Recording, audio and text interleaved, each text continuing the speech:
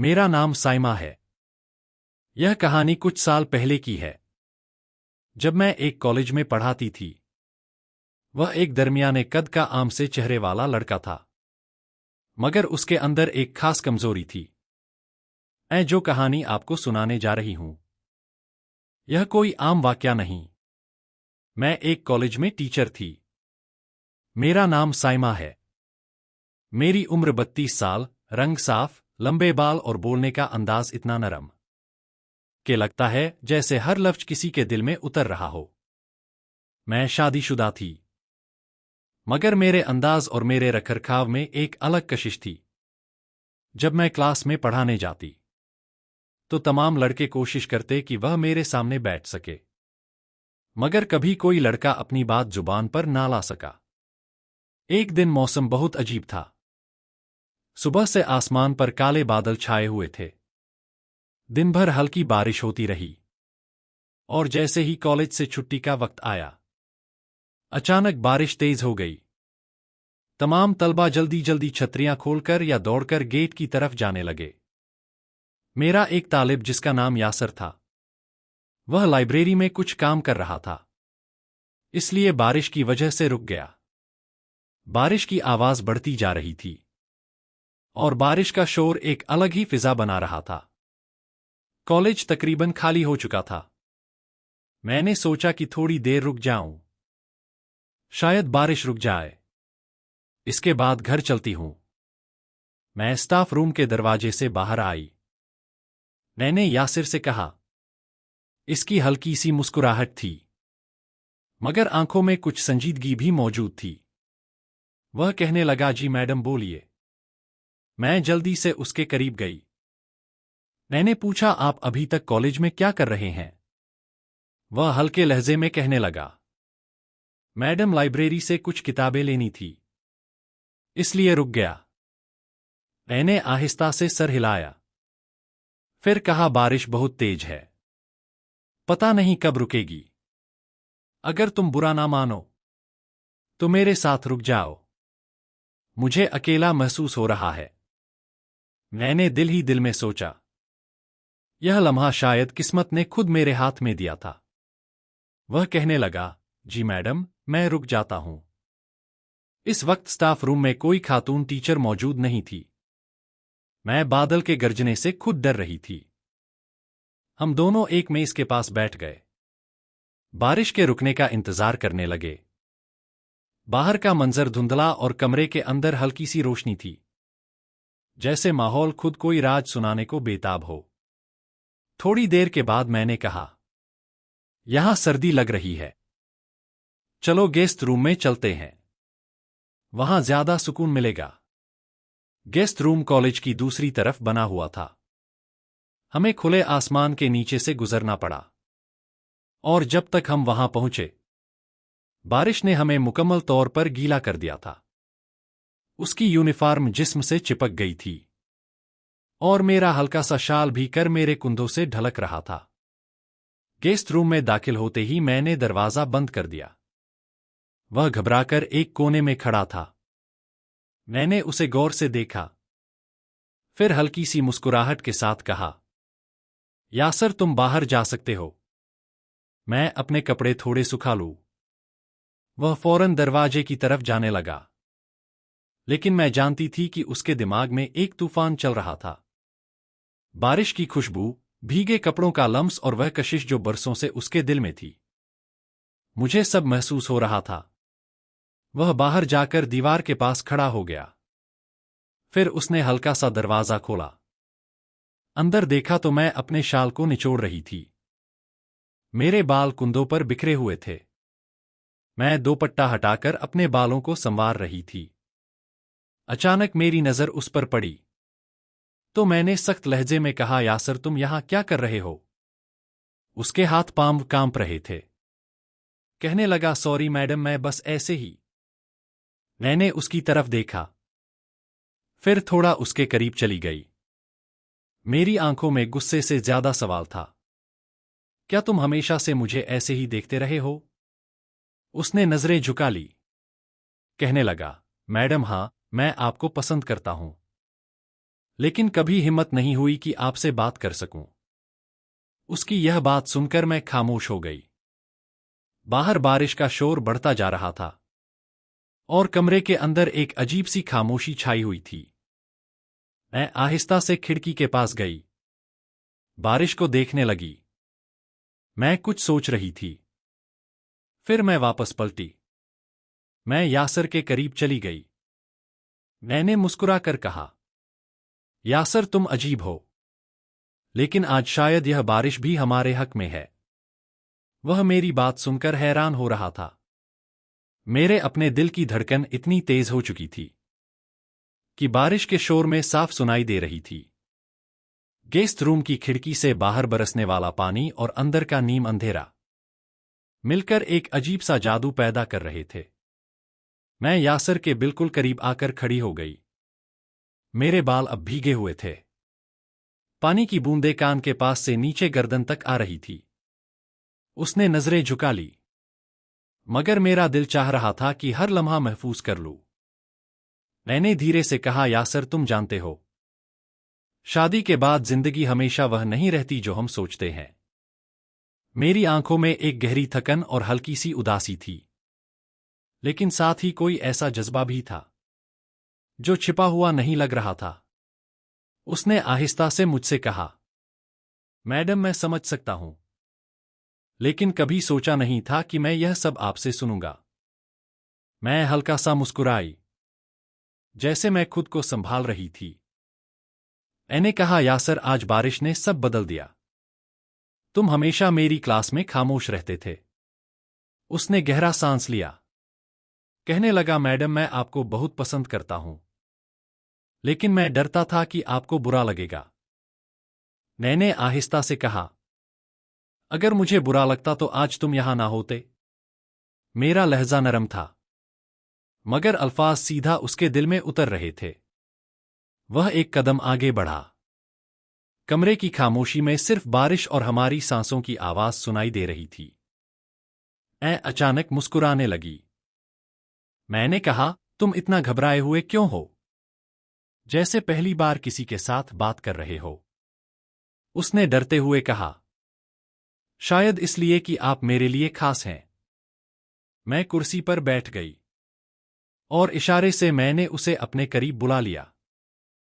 मैंने कहा, यह गीला लिबास आराम से बैठने नहीं दे रहा। तुम थोड़ा सा खिड़की बंद कर दो, हवा कम हो जाएगी। उसने खिड़की बंद की। कमरे में हल्की सी नीम तारीकी फैल गई। इस माहौल में उसकी खुशबू और भी गहरी महसूस हो रही थी। मैंने कहा, यासर अगर मैं तुमसे कहूं कि आज हम सिर्फ बातें करेंगे, एक दूसरे को समझेंगे, तो क्या तुम मेरी बात मानोगे? उसने हाँ में सर हिला दिया, लेकिन दिल के अंदर उसकी हलचल पैदा हो चुकी थी। हमने बातें शुरू की। कॉलेज, जिंदगी, ख्वाब और वह सब बातें जो कभी जुबान पर नहीं आई थी। उसने मुझे बताया था कि पहली बार जब उसने मुझे देखा था तो मैं लाइब्रेरी में किसी किताब में गम थी और वह मुझे देखता ही रह गया। मैंने मुस्कुराकर कहा, तो तुमने उस बात को इस वक्त से अपने दिल में संभाल कर रखा था। कमरे में वक्त जैसे रुक गया था। हर बात के बाद एक खामोशी आती और इस खामोशी में कई बातें छिप जाती थी। थोड़ी देर के बाद मैंने बैग पर रखा अपना शाल उठाया, मगर वह अब तक भीगा हुआ था। मैंने कहा, यह बारिश तो जाने का नाम नहीं ले रही। जाते हुए तुम्हारी किताबें भी गीली हो जाएंगी। वह कहने लगा, किताबों की फिक्र बाद में कर लूंगा, अभी तो बस यह लम्हा यादगार लग रहा है। मैं उसकी तरफ देखे जा रही थी। फिर मैंने आहिस्ता से कहा, यासर तुम अजीब हो, लेकिन अच्छे भी बहुत हो। एकदम गरजेदार बारिश की आवाज आई। एक लम्हे को मैं उसके करीब हो गई। मुझे यह आवाज हमेशा डरा देती थी। मैंने उससे कहा कि मुझे इस आवाज से डर लगता है। उसने मुझे तसल्ली देने की कोशिश की। कहने लगा, आप डरे नहीं, मैं आपके साथ हूं। उसकी बात सुनकर मैं मुस्कुराने लगी। मैंने कहा, हां, आज तुम हो, और शायद यही काफी है। हम दोनों खिड़की के पास जा बैठे। बाहर बारिश का नजारा करते रहे। फिजा में एक अजीब कशिश थी। वह बेचैन हो रहा था, मगर जुबान पर कोई बात नहीं आ रही थी। मेरी नजरें कभी बारिश पर जाती और कभी यासर पर।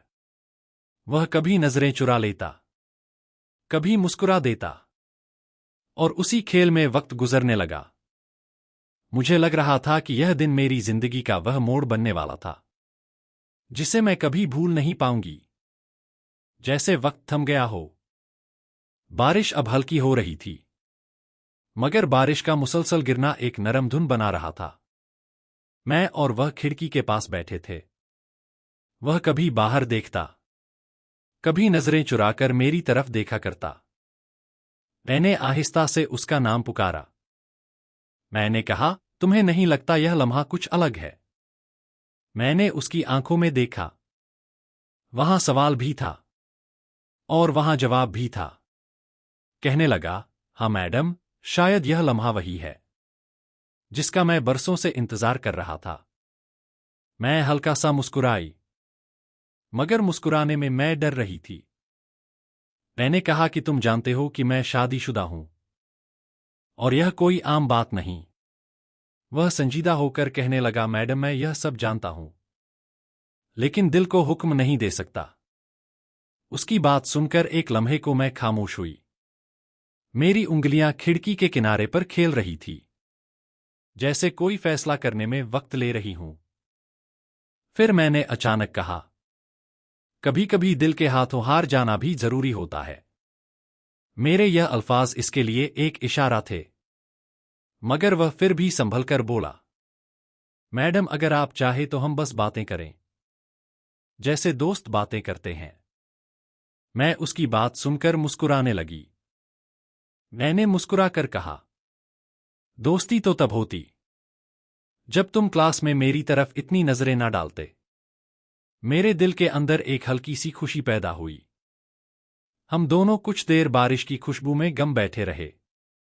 गेस्ट रूम का माहौल नीम अंधेरे में डूब चुका था और कमरे में हम दोनों मौजूद थे। मैंने कहा, यासर क्या तुमने कभी सोचा था कि अगर यह बारिश ना होती तो आज तुम कहां होते? उसने मुस्कुराकर जवाब दिया, शायद मैं लाइब्रेरी में बैठा होता और दिल ही दिल में आपके बारे में सोच रहा होता। मैंने संजीदगी से कहा, बारिश कभी कभी जिंदगी में कुछ ऐसे लम्हे लाती है जो दोबारा नहीं मिलते। उसने मेरी बात सुनकर सर हिलाया। कहने लगा, शायद आज वही दिन है। मैं अपनी कुर्सी से उठकर आहिस्ता चलती हुई खिड़की के पास आ गई। वह भी साथ खड़ा हुआ। थोड़ी देर के बाद मैंने कहा, क्या तुम जानते हो जब तुमने पहली बार क्लास में मेरा लेक्चर सुना था, मैंने तुम्हें देख लिया था।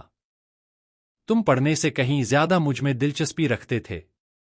वह शर्मिंदा होकर कहने लगा, शायद इसलिए कि आप में वह सब मौजूद था जो मेरे दिल को आपकी तरफ खींच रहा था। मैंने मुस्कुराकर कहा, अच्छा तो फिर आज दिल की बात कर लो, कल पता नहीं यह मौके मिले या ना मिले। उसने गहरा सांस लिया। कहने लगा, मैडम मैं आपसे मोहब्बत करता हूं। यह सिर्फ पसंद नहीं, बल्कि बरसों का एहसास है। मैं जानता हूं कि यह आसान नहीं, लेकिन मैं झूठ नहीं बोल सकता। यासर की बात सुनकर मेरी आंखों में आंसू आ गए। मैंने कहा, यासर यह लफ्ज मोहब्बत बहुत भारी लफ्ज है और मैं डरती हूं कि यह तुम पर मुश्किल ना पैदा कर दे। मैं पर बैठी थी और वह मेरे सामने खड़ा था। बारिश की आवाज कम होने लगी, मगर हमारे दरमियान जो खामोशी थी वह सब कह रही थी। मैंने आहिस्ता से कहा, यासर अगर मैं तुमसे कहूं कि यह सब राज में रहे तो क्या तुम मेरी बात मानोगे? मेरी बात सुनकर वह कहने लगा, मैडम यह बात सिर्फ हमारे दरमियान रहेगी। उसकी बात सुनकर मैं मुस्कुराने लगी, मगर मुस्कुराहट में एक अजीब सी कशिश थी। मैंने कहा, अच्छा तो फिर आज सिर्फ बारिश को दोस्त बना लेते हैं, बाकी सब वक्त पर छोड़ देते हैं। हम दोनों एक ही खिड़की के पास बैठे हुए थे। बाहर का मंजर जैसे बदल गया हो। बारिश के हर कतरे के साथ दिल की धड़कन तेज हो रही थी। मैंने कहा, तुम भी अजीब हो। तुम्हारी नजरें सब बता रही है, और फिर भी तुम खामोश रहते हो। उसने जवाब दिया, शायद इसलिए कि यह लम्हा मैं टूटने से डरता हूं। कुछ देर हम दोनों खामोश बैठे रहे। ना बारिश रुकी, ना दिल की धड़कन कम हुई। ऐसा लग रहा था जैसे वक्त हमारे लिए रुक गया हो। और इसी खामोशी में कुछ ऐसा होने वाला था जो इस दिन को हमेशा के लिए बदल देगा। गेस्ट रूम की खिड़की के पास बैठे हम दोनों के दरमियान खामोशी अब अल्फाज से ज्यादा गहरी हो चुकी थी। बारिश की बूंदें शीशे पर गिरते गिरते एक हल्की धुन बना रही थी। कमरे का नीम अंधेरा माहौल को मजीद गहरा कर रहा था। मैंने धीरे से कहा, यासर, कभी कभी कुछ लम्हे बस महसूस करने के लिए होते हैं, संभालने के लिए नहीं। कहने लगा, लेकिन मैडम, अगर दिल चाहे कि यह लम्हा हमेशा के लिए रुक जाए। मैंने मुस्कुराकर कहा, वक्त को रोकना हमारे बस में नहीं, लेकिन हम उसे यादगार बना सकते हैं। मेरी बात सुनकर उसने नजरें झुका ली। कहने लगा, तो फिर आए इस लम्हे को ऐसा बना दें कि कभी भूल ना सके। मैं कुर्सी से उठकर खिड़की बंद करने लगी। हवा रुक चुकी थी, मगर अंदर का माहौल मजीद खराब हो रहा था। कमरे में बस हमारी सांसें और बारिश की हल्की आवाज आ रही थी। मैंने कहा, यासर, तुम्हें पता है, तुम्हारे जैसा शागिर्द मैंने जिंदगी में कम देखा है, लेकिन तुम्हारी नजरें हमेशा कुछ और कहती थी। उसने मेरी आंखों में देखते हुए कहा, वह नजरें आज यह सब कह देना चाहती है। मैं खामोश रही, लेकिन मेरे कदम धीरे धीरे उसकी जानिब बढ़ने लगे, जैसे हर कदम के साथ फासला सिर्फ जिस्म का नहीं, दिल का भी कम हो रहा था। हम दोनों गेस्ट रूम के बीच में खड़े थे। बाहर की बारिश जैसे किसी और दुनिया का शोर था, और हम अपनी दुनिया में गम हो चुके थे। मैंने कहा, यासर। मैंने उसका नाम ऐसे पुकारा था जैसे बरसों से उसे जानती थी। मैंने कहा, अगर यह सब किसी ने देख लिया तो। उसने आहिस्ता से कहा, तो हम बस कहानी सुनाएंगे जो किसी ने ना देखी हो और ना समझी हो। यासर की बात सुनकर मैं मुस्कुराने लगी। मेरी मुस्कुराहट पहले से ज्यादा हो चुकी थी। मेरे चेहरे पर वह सब था जो वह बरसों से महसूस कर रहा था, अपनाई कशिश और एक अजीब सा भरोसा। हमने बातों का सिलसिला दोबारा शुरू किया, मगर अब अल्फाज कम और नजरें ज्यादा बोल रही थी। उसने अपने बचपन के किस्से सुनाए, मैं भी अपने कॉलेज के दिनों की बात बताने लगी, जब मैं खुद कॉलेज में पढ़ती थी। बारिश अब हल्की हो रही थी। खिड़की के शीशे पर कुछ कतरे बाकी थे, लेकिन कमरे के अंदर वह माहौल अब भी भरा हुआ था जो बारिश ने हमें दिया था। मैंने संजीदगी से कहा, यासर, यह जो हम आज बातें कर रहे हैं, यह बस हमारे दरमियान रहे। तुम मुझसे वादा करो। वह कहने लगा, मेरा आपसे वादा है। यह लम्हा, यह दिन, यह सब सिर्फ हमारा होगा। हम गेस्ट रूम से बाहर निकले। सहन में पानी जमा था और इस पर चलते हुए पांव भीग रहे थे। बारिश रुक चुकी थी, मगर जमीन पर उसके निशान बाकी थे, जैसे आज का दिन हमारे दिलों पर हमेशा बाकी रहेगा। दोस्तों, अगर आपको यह कहानी अच्छी लगी हो तो उसे पसंद जरूर करें और अपना बहुत सारा ख्याल रखें।